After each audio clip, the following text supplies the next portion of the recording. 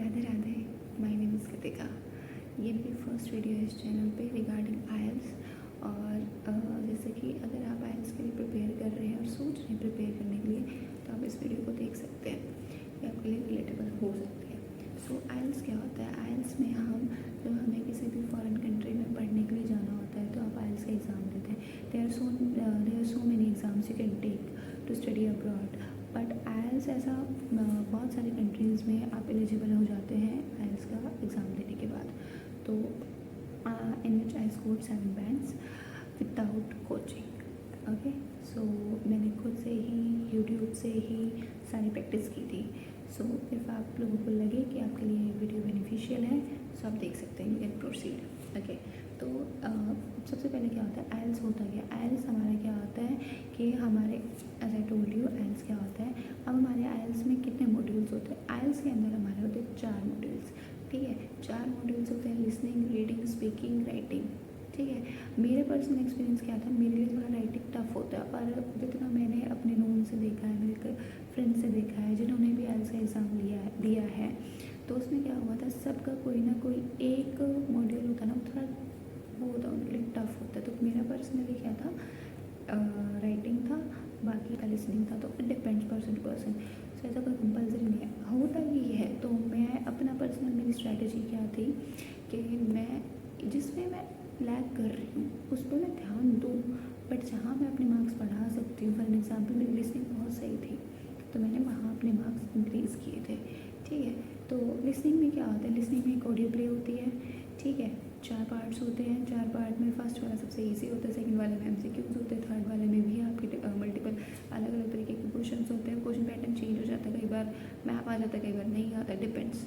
ठीक है, मेरे एग्ज़ाम में आया था तो उसमें आप लोग ईजी होता है, मतलब ऐसा टिपिकल नहीं है। जैसे आपको वर्ड पकड़ने आने चाहिए, देन या गुड टू गो। ठीक है, सेकंड आपका रीडिंग होता है। रीडिंग में हमारे क्या होते हैं, 3 पैसेजेस होते हैं। पहले वाला इजी होता है जो हमारे 40 मार्क्स के होते हैं, लिसनिंग भी रीडिंग भी। ठीक है, तो हमारी रीडिंग जो होती है वो 60 मिनट्स की होती है और लिसनिंग हमारी 40 मिनट्स की, मतलब 40 मिनट का ही टाइम होता है उसमें। ठीक है, उसके अलावा रीडिंग के आप आंसर्स लिखते हो तो आपको एक्स्ट्रा टाइम नहीं मिलता है कि आप अपने आंसर शीट में अलग से आपको टाइम मिलेगा लिखने के लिए 60 मिनट तो 60 मिनट। बल्कि लिसनिंग में ऐसा नहीं है, लिसनिंग में आपको 10 मोर मिनट्स मिलते हैं। 30 मिनट्स की ऑडियो प्ले होती है जिसमें आप अपनी शीट्स में आंसर लिखते हो, मतलब जिसमें आप अपने क्वेश्चन पेपर में आंसर लिखते हो, एंड देन 10 मिनट्स आपको मिलती है ताकि आप अपनी शीट में उनको ट्रांसफ़र कर सको। ठीक है, उसके बाद होता है हमारा रीडिंग में हमारी क्या चलती है, स्किमिंग चलती है। Reading takes a lot of time, like वो प्रैक्टिस से चलती है। तो अगर आप ऑफलाइन वाला देना चाहते हो, मतलब आप ऑफलाइन एग्ज़ाम दोगे, तो I must prefer you to take print outs. कि आप प्रिंट आउट्स लोगे ना तब आपकी प्रैक्टिस होगी, क्योंकि वहाँ पे आप अभी तो लैपटॉप से कर रहे हो और फिर आपके सामने आ जाए शीट, तो आप शीट से तो उसकी हैबिचुअल तो हुई नहीं हो, फिर आप एक बार आपको दिक्कत आती है। तो आप क्या करें, आप प्रिंट आउट्स लें। प्रिंट आउट्स की मदद से आपका थोड़ी हैबिट रहेगी पेंसिल का यूज़ करके, so you can go with that. Okay, third one is speaking. Speaking में क्या होता है, स्पीकिंग में आपके सामने एग्जामिनर बैठा होता है, वो आपसे क्वेश्चनिंग करता है। 3 पार्ट्स होते हैं। फर्स्ट वाला इंट्रो पार्ट होता है जिसमें आपसे वो बेसिक क्वेश्चन पूछता है। First rule of speaking is never answer in 1 word. हमेशा अपने आंसर को थोड़ा सा एलैबोरेट करें। और जब मेरा सेकंड पार्ट स्टार्ट हुआ था तो मेरे साथ क्या हुआ था कि मैं थोड़ा सा कम बोला। मैंने 2 मिनट का टाइम मिलता है, 1 मिनट प्रिपेयर करने के लिए मिलता है, 2 मिनट आपको बोलना होता है। तो 2 मिनट जो बोलने का टाइम मिला था तो मैं ऐसे लैग कर रही थी, मतलब कम बोला मैंने। तो मेरे एग्जामिनर ने मेरी साइड ऐसे रिकॉर्ड होता है, वो तो एक कैमरा तो होता नहीं, तो उसने मेरी तरफ ऐसे ऐसे करा, थोड़ा और बोलो, थोड़ा और बोलो। तो वो आपको बता देते हैं, कई बार अच्छे एग्जामिनर भी होते हैं।